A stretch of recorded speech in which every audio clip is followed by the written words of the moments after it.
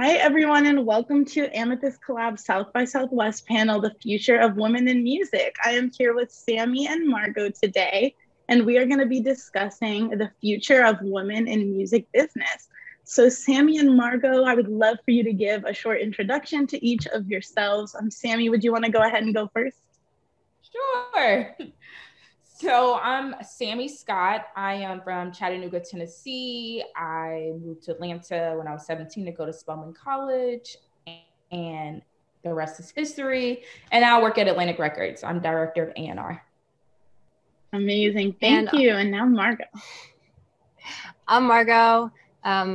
Born and raised in New Jersey, moved to Brooklyn after graduating Rutgers University. Currently, I am a director of A&R at Arista Records, and I've been there for just over a year now. And I primarily focus on A&R research. And prior to that, I was also at Atlantic Records for a little over 3.5 years, which is where I began my career of A&R. And yeah, here we are. Great. Thank you both for being here with us today. So we are going to dive right into things, and we're going to talk very briefly about the history of women in music and then move forward to looking at the future of women in music. So let's briefly discuss the history of women in music. Why do you think women have been so historically underrepresented in music business? I'm happy to start that. I think it's honestly just a systemic thing. I think that most competitive jobs are really lacking with women, and it's just no surprise that women and POCs are severely underrepresented here. It's crazy to me. I read a study recently that in 2020 and 1950s, the most common job held still is a secretary, which I think is pretty representative of kind of the way society still sees things. So in my opinion, there's nothing that would make a woman less valuable to working in music. Women have amazing qualities to offer a company, any company in music. But I think that men, there's just this nuance of them being decision makers or strong or dominant, powerful. And, those are considered to be like valuable traits to work in this competitive field, where women are, more like these nurturing creatures and and, that's great. But, I think men have tended to hire men because of those reasons, even though women have shown, that they also can be, dominant, powerful, authoritative, along with also being really intuitive and mindful and empathetic. And yeah, there's really no reason why we should be underrepresented, but I think just systemically, like every other competitive industry, we kind of have been. Yeah, absolutely. Yeah, I would just say it's the same thing Margot said, in the sense of it's just always been a male-dominated industry, and not just in the music world, but also just overall in the corporate world. And it's been a thing where, as you stated, men are either smarter, men are go-getters, men are they're more dominant, they're this, they're that, as if a woman can't take those same roles and internalize them and do the same thing. But as Margot was saying, it's like, no, women are too emotional. No, y'all can't go in a room and close a deal. And it's like, why can't we go in a room and close a deal? Like, no, this is what we do as well. So I think that's always like, it's almost like a uphill battle, even when we're in the rooms. I'm sure Margot can speak on that as well. When it's a room full of men and you have an idea or you have a standpoint on something and you almost get shut out of the conversation because they think your statement's invalid. So it's like, we have to fight that much harder. We have to work that much harder. We have to get in people's space, I think, a little bit more, not necessarily in an aggressive way, but more so in a more assertive way to prove ourselves. Luckily, go ahead. Oh no, I was even just gonna say, and sometimes when we do that too, I think sometimes guys are like, oh, why are you acting like that? Because you're a woman. Like, you're not supposed to be like this assertive, like decisive person, because like that's how guys act. And we have to do that in order to get things done. So it's a catch-22. Exactly. And it's like, then at that point, when we are more assertive, they want to call us out our name and say we're acting like, I don't know if you can curse on this channel, but a bitch. So it's like, it's like a catch-22. I mean, luckily more than ever, I would say now and in the last few years, we have become more dominant in the industry. You do hear about more women A&Rs, not just admin working behind the desk, but out there in the streets, in the studio, doing this, doing that, signing artists than you did before. You know, even people who paved the way, I would say, for us would be like Tina and Sylvia Rohn and Ethiopia and people like that. Like, but it's very few and far between. So I think we're working there. We're working on breaking the barrier. It's better than it was prior, but we're just still not there. Yeah. Absolutely. So as A&Rs, you two deal very directly with the artist side of the music industry. Do you think that the rise of women in music, whether that be, you know, the rise of female rappers or just women in all genres really of the music industry, they're kind of having a moment in the past few years and especially moving forward, do you think that will affect the business side of women in music business having a moment as well? I really hope so. You know, I know this isn't also the first time historically that this has happened. And I definitely don't want to also be, you know, pessimistic, because of course I do want things to change. But I also think that a lot of people would be, you know, surprised to see that behind a lot of these successful female artists are still a lot of men. And, you know, not to say that that's the case for everybody. And, you know, I also don't want to hate, because sometimes those specific dynamics work for specific artists. And, you know, Sammy said, we still have made a lot of progress. You know, on Friday, I had an amazing Zoom with a male rapper who had, you know, the most incredible 2 female talented Black managers. And, you know, I think that's incredible. And I don't know if that's something that would have been like 20 years ago.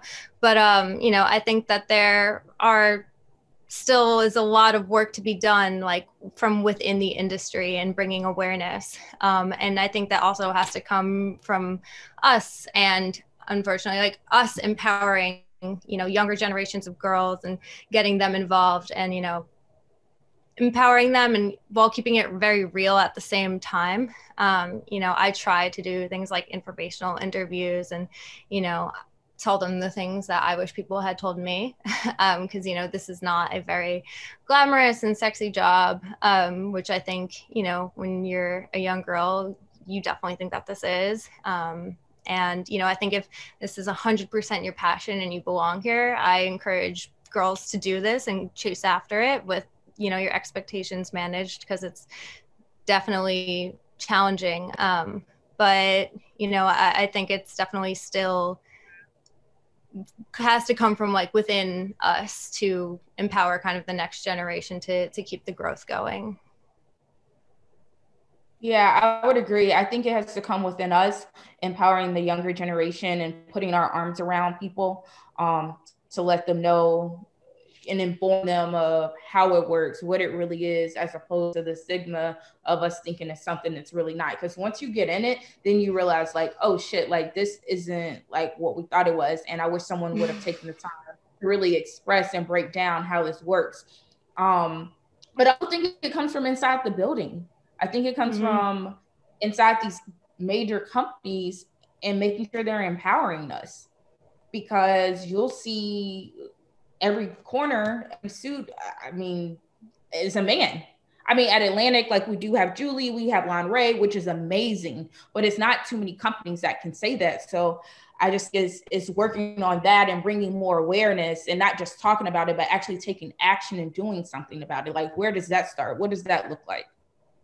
So. Yeah, I think just to piggyback off of that, I think it is so important for companies to take a step back and make sure that they do put women in positions of power. And, you know, not just necessarily, you know, yes, we can do our part, you know, where me and Sammy stand and have conversations with younger girls and really try for the next generation. So that way, when we're older, things look very different, hopefully. And I am so gung-ho on that being the goal. Because I see how things are. But, you know, I definitely want, every company to put women in leadership roles. I don't think that there is just like a major lack of underqualified women or POCs. And, like Sammy said, you go to a lot of companies, and again, it's not every company, but, a lot of music companies, and, who's in power, it's just a lot of, white men. And I think that is something that really has to change, because I also think that women get inspired too when they see people who look like themselves, and when they can have conversations with people who they can relate to, and they can see an actual trajectory that feels in step with someone like them, instead of like this very patriarchal system. Yeah, absolutely. So what are some things that we can do as women whose feet are already in the door? You're both very established women in your fields. What is something that you can do to help motivate younger women to get to the position that you're in? I would say even like doing panels like this, I think these are very helpful and resourceful. I think a lot of people take them for granted, and it's like, oh, it's another panel, but you never know what you can get from each panel. I listen to panels all the time with my peers, with people higher up, whatever. It doesn't matter, because you can always learn something from someone. You never know what gem they're going to drop, and you be able to take that, internalize it, and apply it to you moving forward. A lot of it is experience. So if you can learn off someone's experience to an extent, then I think that's one step forward. I think it's, little sis, big sis. I think pairing things like that, like mentorships and things like that. I do so many, it's probably ridiculous. I can't even keep up with everyone I do, but I like to give back, because I think it's super important that I'm able to teach or give some gems to someone, who might not have the resources for whatever reason. Maybe they live in a city where it's not very music oriented. So me taking them upon as my little sister or mentee, that helps them just that much to know, like, hey, I can do this. She came from this, and look where she is now. And I'm still, have so much more to go, but look where she is now. So I think that's a big part of it. I definitely agree. Then just to piggyback off of that, just the overall being supportive of one another. I think that there's no such thing as having too many seats at the table for women. And, we should definitely be just encouraging of one another, supporting one another, and checking in with one another, especially now more than ever. I think this industry could be very difficult at times, especially for women. And I think that there is a certain responsibility that we do have, to be encouraging of one another. I don't want any smart, qualified women to ever feel discouraged from doing something that they could potentially be really great at. And I think sometimes, women can get competitive because, they feel that, and I understand why too, because, there aren't enough spots at the top for women, because, there are so many men at the top and there are only so many women. So sometimes it feels like there's a vying for spots, but I think that it's our job to make room for all of the qualified women, and, to enjoy success together.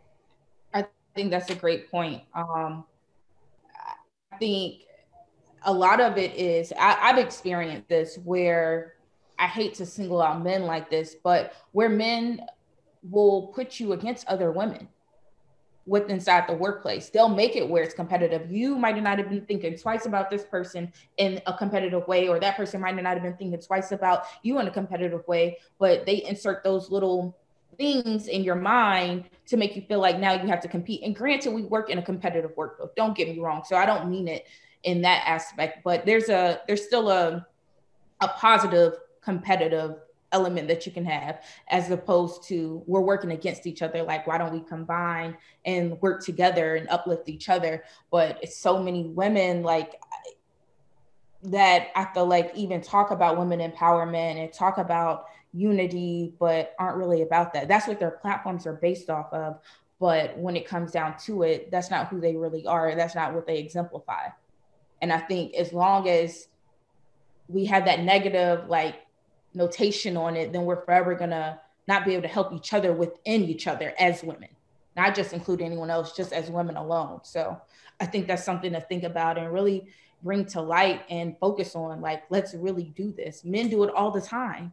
Even if men don't like each other, they're still going to work. Yo, they always support each other. Always. They're always going to have each other's back. They're always going to make the play. They're always going to make the move. They're always going to close the deal together. But with women, like I said, I think it comes from certain people putting things in women's heads to put them against each other, as well as just women in general thinking that they have to be competition against each other instead of working with each other. Definitely. So because there was such a long period of time where women weren't allowed in these rooms at all, now sometimes when there's one woman allowed into the room, she feels like any other woman would be a threat to her being able to be there. How can we fight notions like this? And how can we as women who are able to get into these metaphorical rooms, how can we open the door for other women and shift our own viewpoints on a lack of women in these spaces? You know, I guess, I think it starts with like panels like this. I think it starts with education, and it starts with creating more seats at the table. Like, I think it's so important to push the narrative with, we're not competing with each other. Like, I'm not competing with Sammy. And if Sammy ever hit me on the side, was like, hey, do you know so-and-so? I want to be connected, like da-da-da, or, you know, want to work together on this and this. I would never look at that and be like, well, what if one day like her and I are up against a job and like, you know, that song that I gave her a contact for like took off. It's like, I want that to happen, like genuinely, absolutely genuinely, because that is such a, I don't want to curse, such a freaking win. And I think that's what we want. Like, I don't want like, I mean, of course, I want good people to win. Of course, if it's a guy and he's a great person, yes, he should absolutely win. I don't want to make it so boy versus girl.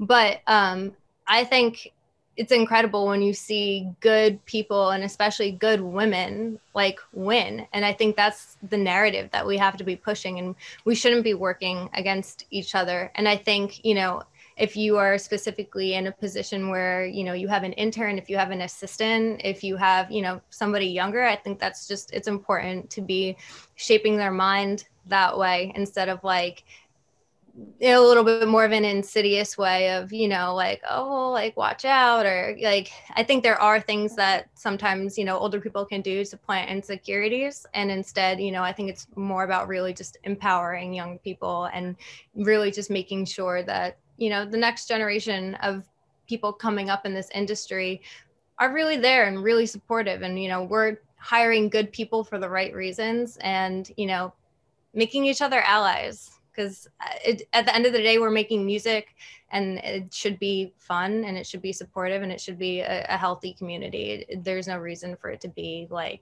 divisive and evil. Yeah, I agree. I think it comes from us shaping and expressing that to the people that are coming up, because they're only learning off what they see. So like you said, if it's like an assistant, an intern, or anything like that, they're most of the time going based off what they see and what they've experienced. So we're letting them know, hey, like the best way to do this is to work with each other rather than against each other. You'll get much further. Then I think that's just changing their mindset and their perspective of how to outlook going into their career field, as opposed to maybe them overhearing you talk about someone like, no, I can't work with her because she's in the same spot, but at a different label. And I'm trying to, like, when they hear things like that, that's being instilled in their head. So it's like, if we don't alter that, then we're always going to be in the same space.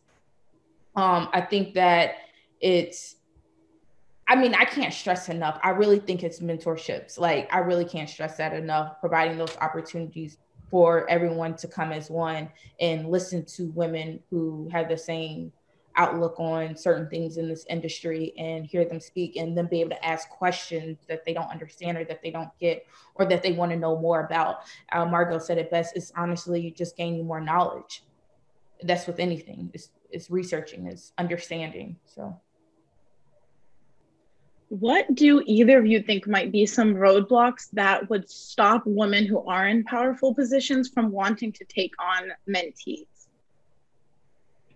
honestly, sorry, thinking that the next person is going to surpass you. I really think that's a real thing. Like sometimes people do not want to take on mentees or to help someone. I hate to use the word underneath, but like someone that's still coming up. They don't want to help them. They don't want to look out for them. They don't want to connect them to this person or provide this resource because they don't want them to surpass them. And it's like, once again, that's wrong perspective to have. I can't say wrong or right, but that's not a great perspective to have if you're supposed to be connecting with other women. And, you know, that's what the goal is, to break this barrier of it not being such a male dominated industry. So it's like we do it to ourselves as well. I think if we could get past that, and I've experienced that a few times, like I've had a lot of great women, you know, who have helped me and given me advice and things of that. But I've had a lot of women who shaded me because they feel like I'm going to take their spot. I'm like, hey, I admire you. I'm not here to take your spot. Like, I'd like to be like you or where you are, you know, as I get older and as I progress in my career. So sorry, Margot, I know what you're talking about. No, it's not my turn. No, I agree. I definitely think that it takes a level of selflessness and knowing that honestly, if you mentor somebody and they do end up surpassing you, it's okay. Like also, I don't think that there's kind of like, it shouldn't be seen as like a competition. You know, I think everybody achieves success and that's personal to them. You know, however you view success it shouldn't be like by title or, you know, by salary. You know, it's by, you know, the relationships you form, you know, with your roster. And, you know, are you happy at your job?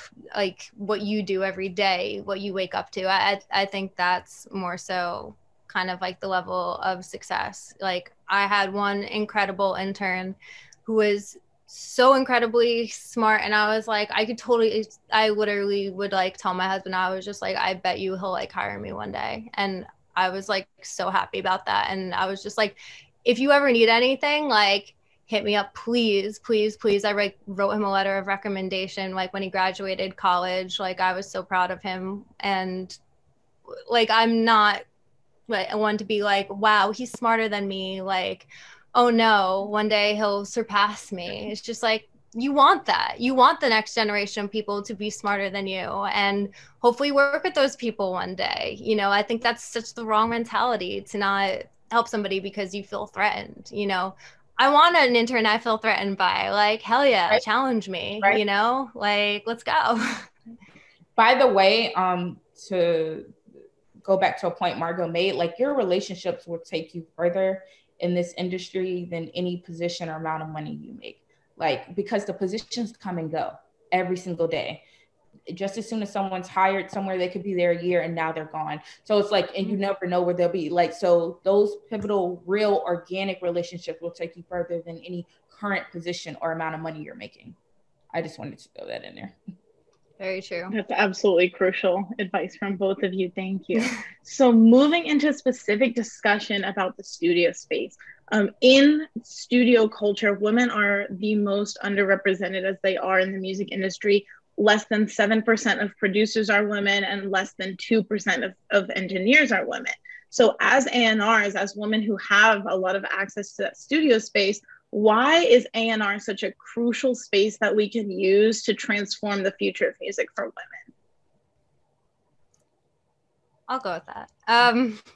Yeah, I mean, I think overall just, you know, being more conscious and, you know, when you can, using women and inspiring, like obviously like kind of the same theme, that next generation of women to go into this field is super important.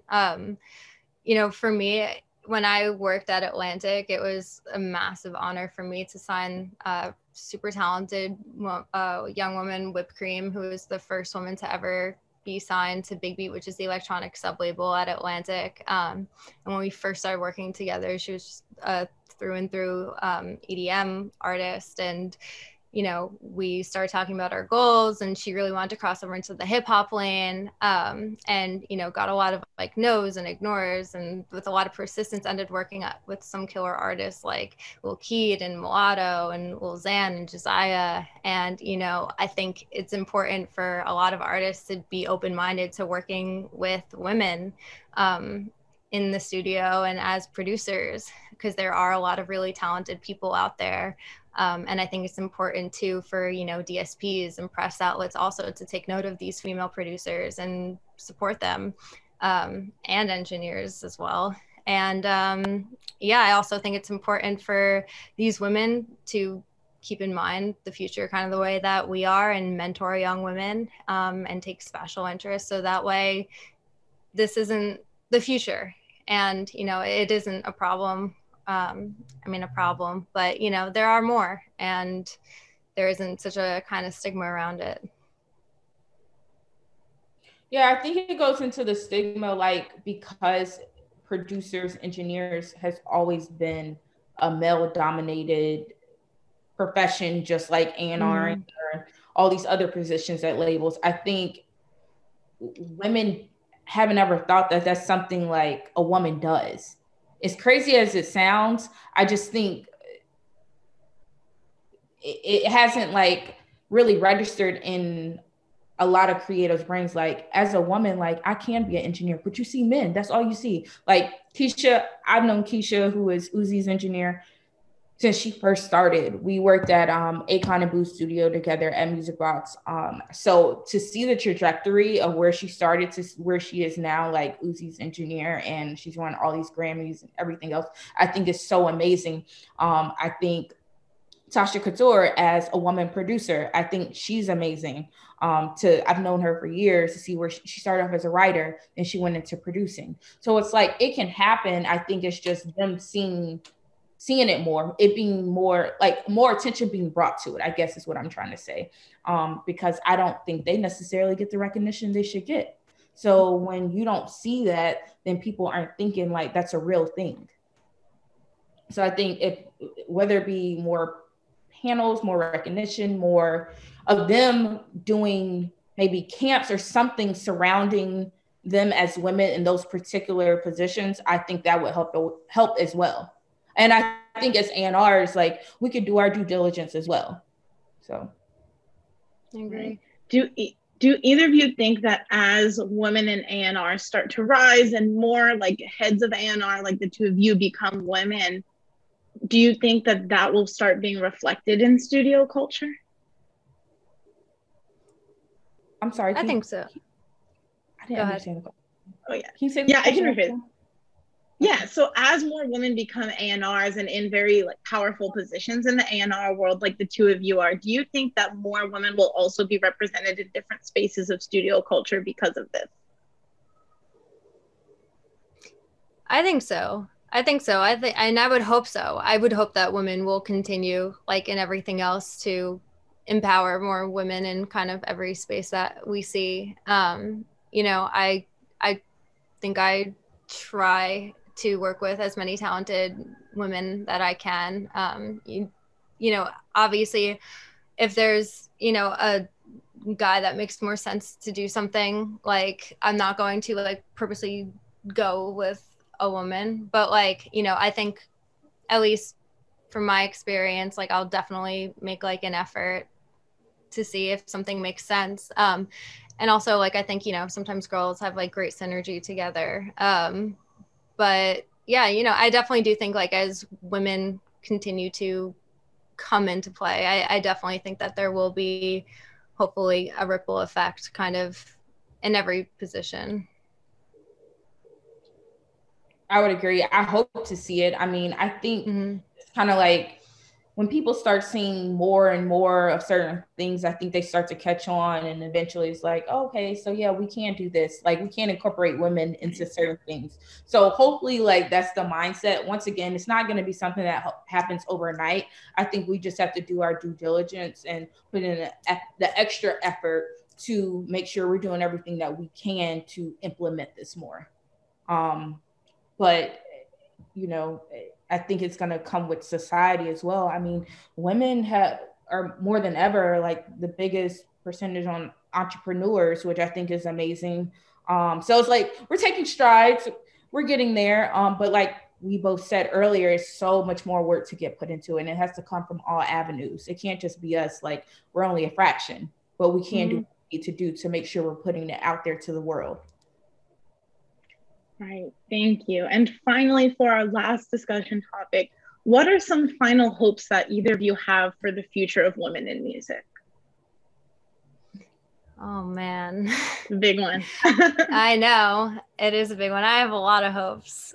I really want to see that I want all workplaces in music to be diverse in every way. I want, and that doesn't just go for people at the bottom, but at the top as well. I would hope that in the near future, things look very representative of almost kind of the way you see music being released. I think that kind of it should be reflective. I really hope that it becomes a little bit more of a civil industry. I think that there's definitely a high pressure. And I think specifically on women to perform perfectly. And I definitely don't think it's an equal bar to men.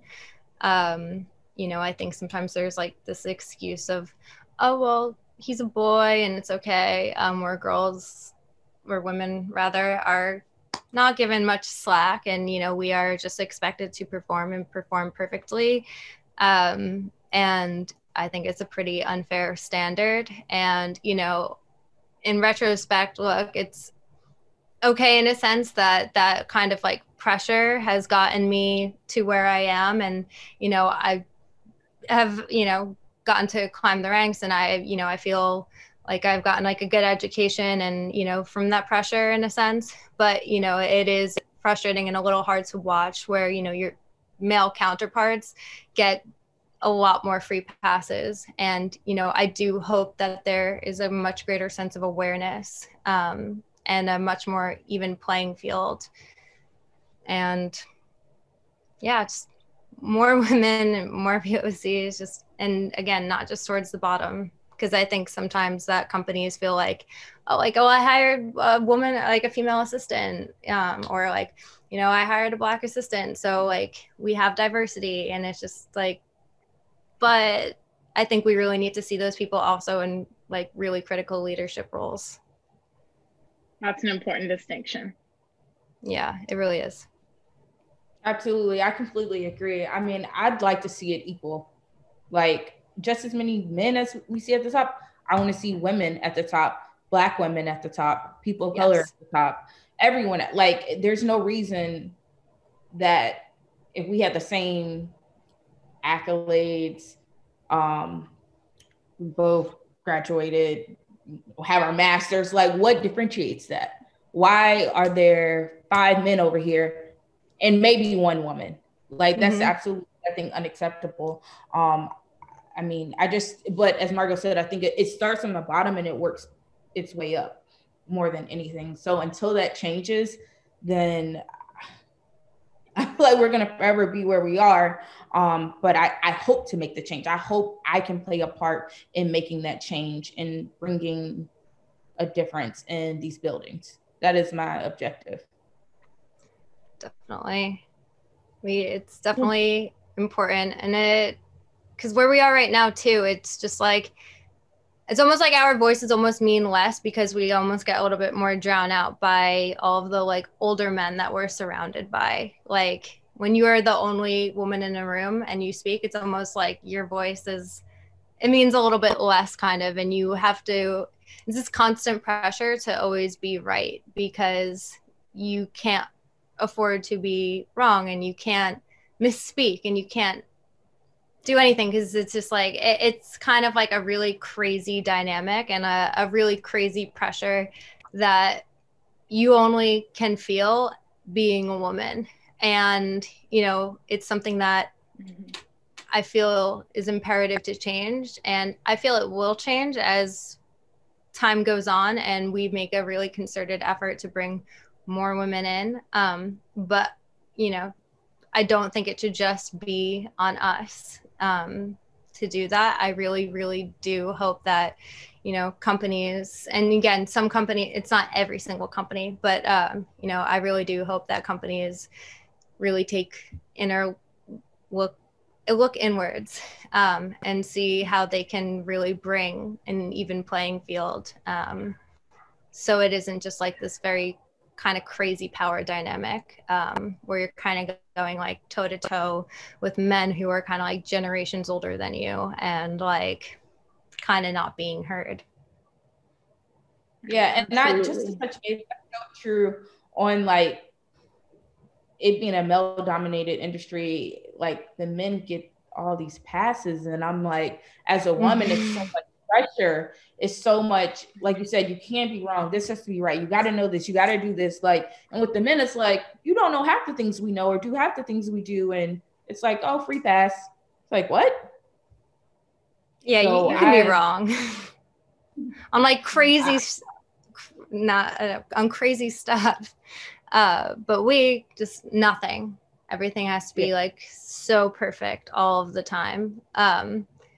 And that's also something that young people need to know too when getting into this business, because it is not an easy playing field or an even playing field. And yeah, but we do want the hardworking, dedicated women who, you know, have a deep passion for music. And, you know, I think when you get to contribute to the business and when you see music come out that you really love and stuff that you're proud of, and, you know, you get fans of the artists that you work for and work with, it's a really gratifying feeling. And, you know, I don't want to definitely make it feel like it's all negative, because, you know, at the end of the day, there is a reason why we do what we do. And yeah, just definitely feel like there's work to be done with the culture that surrounds it. Thank you both. There's definitely something to be said about knowing that there's an uneven playing field and stepping on anyways. That's really the only way that culture gets pushed forward in any case. So thank you both for doing that. And thank you for being here with us today as we discuss the future of women in music.